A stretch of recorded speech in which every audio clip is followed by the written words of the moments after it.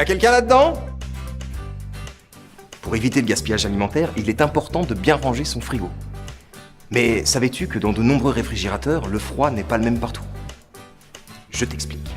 Même si tous les frigos ne sont pas parfaitement identiques, on distingue 4 zones. Alors, le truc pour bien les distinguer, c'est de prendre un thermomètre pour vérifier la température. Nous avons la zone la plus froide, avec une température qui se situe entre 0 et 3 degrés.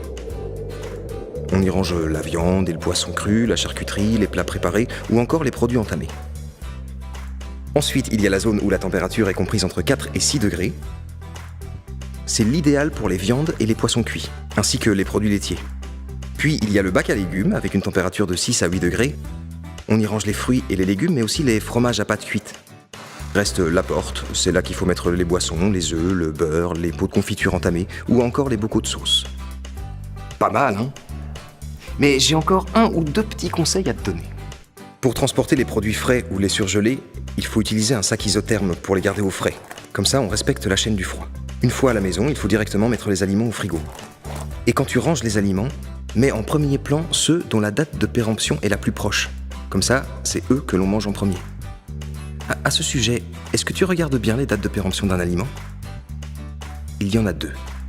Celle où il est mentionné à consommer de préférence avant le, qui précise la date limite au-delà de laquelle le produit perd certaines de ses propriétés. Il a moins de goût, il n'est plus tout à fait de la même couleur ou il n'a plus la même texture, mais il reste comestible et sans danger pour la santé.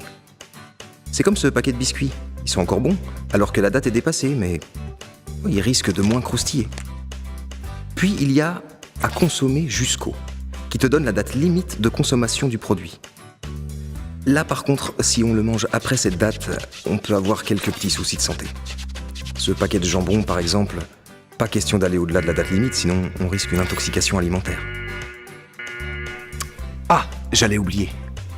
Si par hasard, je dis bien par hasard, tu ne termines pas ton repas, prends la bonne habitude de mettre les restes dans des boîtes hermétiques.